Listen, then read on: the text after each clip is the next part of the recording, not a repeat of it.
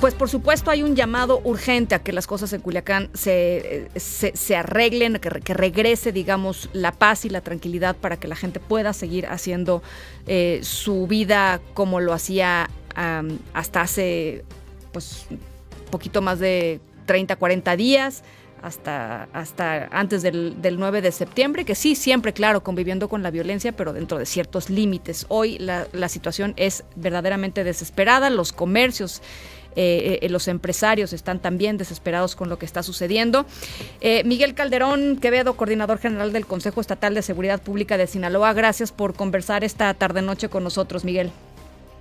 Ana Francisca, buenas tardes, gracias por la llamada a tus órdenes. A ver, yo quisiera primero que nada que le expliques a la gente el tema del Consejo Estatal de Seguridad. Es un organismo, digamos, civil, ¿no? En donde, digamos, varias áreas de la vida pública de Sinaloa participan.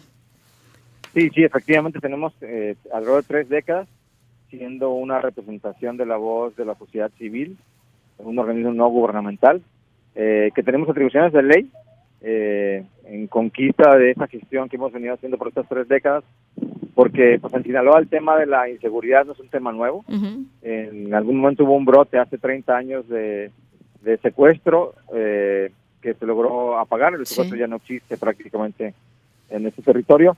Sin embargo, damos seguimiento a la incidencia delictiva mes con mes, damos recomendaciones, participamos en 2 momentos coyunturales para la selección de la titular de la Fiscalía General del Estado y para otro puesto que tiene que ver con seguridad, que es el Secretario Ejecutivo del Sistema Estatal de Seguridad Pública, y ahora muy metidos en el tema de las inquietudes, del qué hacemos, cómo nos ayudamos. Pues sí. Es un poco una pregunta muy a la Chespirito, y ahora quién podrá defendernos de lo que ahora estamos viviendo, a pesar de que tenemos toda una experiencia en el tema de hechos de violencia, pero ahora es totalmente diferente lo que ha sucedido. Tu lectura de lo que pasó en las últimas horas con el diario El Debate, lo que pasó en la madrugada, ¿qué opinan, Miguel?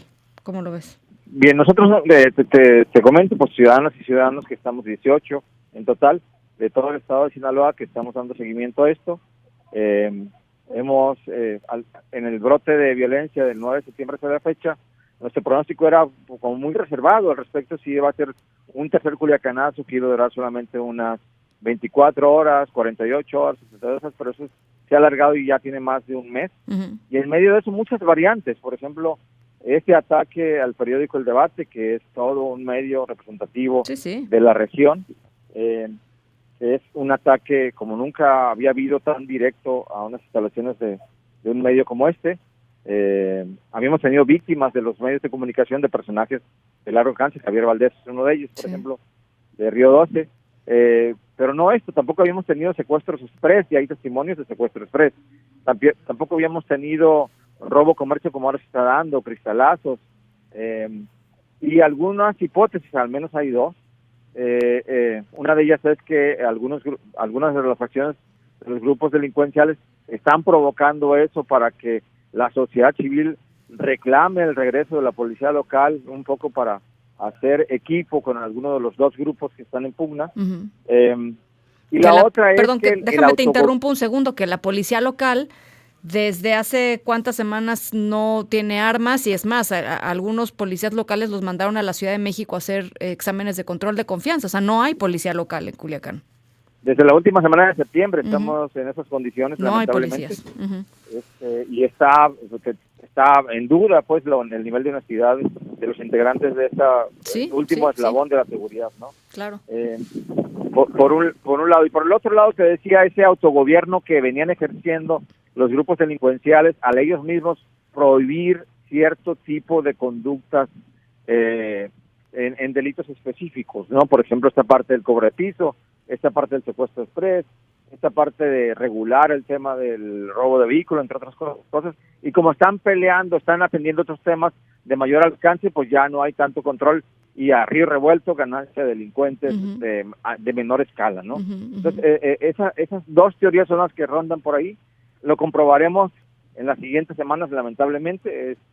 Y lo otro que agrego, Ana Francisca, es que nos tocó en muy mal tiempo. ¿Por qué? De la historia de nuestro país, al respecto de que el brote de violencia se da a finales de la administración sexenal de Andrés Manuel, y todavía no agarrando las riendas del tema la nueva administración entrante que encabeza Claudio Sheinbaum. Entonces, al querer llamar la atención de estas capacidades rebasadas al nivel estatal, con un gobernador que sí tiene algún tipo de capacidad, pero no la total para enfrentar a delincuencia de grandes ligas, pues ocupábamos el apoyo de la federación, y en ese sentido, pues la federación estaba en otros temas, la reforma judicial, esa transición gubernamental, entre otras muchas cosas, y pues las víctimas hemos sido nosotros acá en tierra, ¿no? Estos comercios locales que han reducido su horario al que estamos acostumbrados. Culiacán ese día de septiembre, el 9 de septiembre hasta hoy, está funcionando en un solo turno, el turno matutino, cuando las grandes ciudades de más de 1 millón de habitantes como es Culiacán funcionan 24 horas con una dinámica económica muy interesante.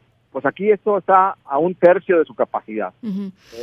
Con todo el efecto que eso puede tener, recorte de personal, el flujo económico, por supuesto, reducido totalmente. La asistencia a los centros escolares también se ha reducido en alto porcentaje. Y ayer en la tarde-noche, como bien lo decías, una especie de calma tensa al respecto del 5º aniversario del Culiacanazo, del 17 de octubre de 2019, la primera detención de Ovidio y su posterior liberación. Pues eso de alguna manera contagió a la gran mayoría de los vecinos de Culiacán y hizo que muchos de los centros recreativos, las plazas comerciales, de nuevo se abandonaran a temprana hora de la tarde, y hubiese hechos, por supuesto, reales, confirmados, verificados, pero ayer fue el récord de las fake news aquí en Culiacán también. ¿Por qué? Y eso pues, todavía nos aumenta o nos duplica, nos replica este tema del temor colectivo. O sea, hay mensajes circulando, los chats de WhatsApp, ¿o cómo funciona esto del...? Sí, fundamentalmente a través de las redes sociales, de los chats de WhatsApp, hay información que surge al respecto de, por este lugar de la ciudad están despojando vehículos, resulta que no es cierto, en aquel lugar en aquel punto de la ciudad hay un enfrentamiento, resulta que no es cierto. Entonces, más de la mitad de los hechos que se informan no son ciertos, pero algún porcentaje sí es cierto. Entonces, claro, ahí es donde la población, las familias se inquietan y deciden resguardarse. Pues con toda la razón del mundo. Miguel, yo nada más te quería preguntar, para la gente que te está escuchando, que lleva pues 38 días escuchando que las cosas no paran, digamos, de la violencia allá. ¿Cómo es vivir en esta situación, Miguel? ¿Cómo es tratar de hacer tu vida normal en esta situación? ¿Cómo ves a la gente? ¿Cómo ves el ánimo, pues, de las personas?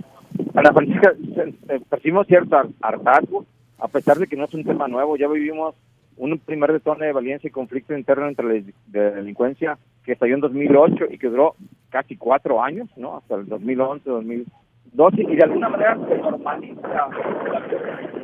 En este caso particular ha habido estas grandes variantes. El temor se propaga con los fake news, que es un tema que no había existido antes. Y según mi lógica, mi análisis de las cosas, es que la delincuencia tampoco se metía con la población civil. Y esa especie de pacto no escrito llegó a su fin el 17 de octubre del 2019, hace 5 años. Porque justamente en aquel momento hubo víctimas del lado delincuencial, del lado gubernamental, pero también del lado neutral, del lado de la población civil, que no tenía ninguna responsabilidad ahí. Entonces, te digo, regreso al pacto no escrito de la delincuencia respecto de cobijar Culiacán, pues eso se rompió, y de alguna manera la gente lo percibe, que ante cualquier hecho de violencia, pues el pensamiento inmediato es hasta qué punto tiene riesgo y amenaza a mi familia, a mis seres queridos.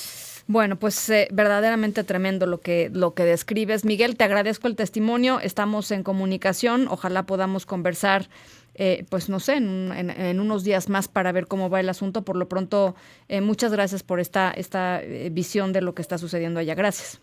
Así, Ana Francisca, feliz fin. Gracias, igualmente, que sea un buen fin de semana para Culiacán, ya se lo decía Karina Méndez, que sea un fin de semana pues tranquilo, que las familias puedan salir, ¿no?, a disfrutar, a estar en paz. Miguel Calderón, coordinador general del Consejo Estatal de Seguridad Pública de Sinaloa.